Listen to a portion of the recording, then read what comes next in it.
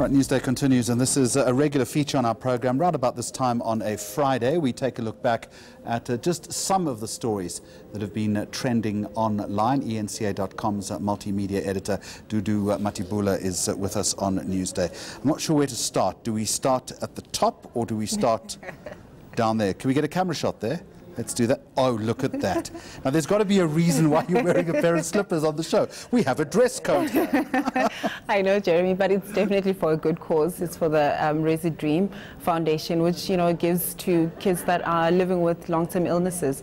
So this is basically a good cause. You pay 10 Rand for a wristband and you can wear slippers to work.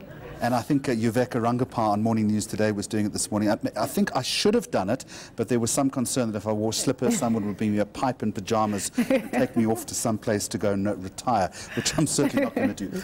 Can you believe it's 14 years since the death of Brenda Fassie? That was a big play on the website this week. Yeah, this week definitely people were talking loads about it. It's been 14 years since Brenda Fassie, passed away, and people have been just commemorating her on social media. What's the sentiment been? What have they been saying? They miss her. I mean, they're calling her my bro. Her music still, like echoes on until now. She's one of the summer award winners that, like owned the title for about 4 years in a row. So a lot of people were making posts. Natim Tetwa, also paid a really beautiful tribute to her music. And an enduring icon as far as South African music is concerned. This is a celebration and an anniversary that we will be looking at well into the future, I imagine. Yes, definitely. So the other big thing, which I don't think we've given huge play to on the channel, or perhaps not enough, but you've had a huge look at this video called This America.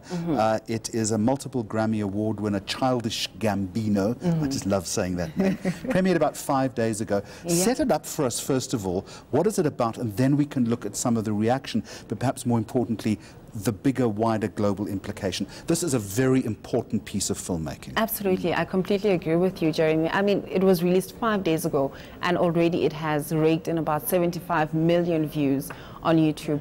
I mean, it's got a lot of, like hidden messages about it. It refers to a lot of gun violence that's happening in the US. I mean, this particular image that we're looking at is him shooting at people in a church. So it's got very strong messages, and it's one of those statements that Americans are starting to pick up in their own music. I know Beyonce also did it with her Lemonade album, which talks to police brutality in America. And also he does the Gwara Gwara, which is a South African dance move. I was going to ask you, there is a link, a tenuous South African link to all of this. Yeah, I mean, the way that analysts have explained it is that the mere depiction of the dance doesn't necessarily mean that, he particularly likes the dance, but he wants to talk to the South African history of race and apartheid. So that's why he basically did it in the music video. But have you had comments from your audience as far as this is concerned? Definitely. What have they been saying? A lot of people have been saying it's moving, it's scary. CNN referred to it as cutthroat. So a lot of people have been talking about it, and somehow I feel that he's left the interpretation to viewers as well. R. Kelly's music has been booted off one of the big streaming apps, Spotify.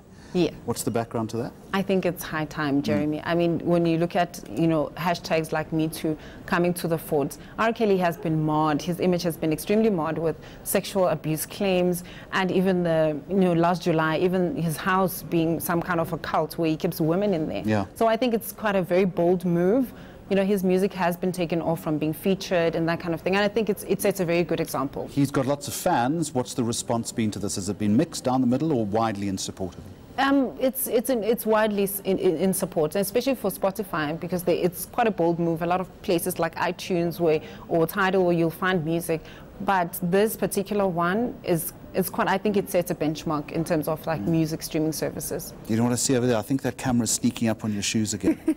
Just hoping Richard's not going to know. I think you're not going to wear these when you go out tonight, are you? No. Maybe you are. We don't know that. Don't know. We will see you next week. Thank you very much indeed. eNCA Multimedia Editor Dudu Mathebula. Now let's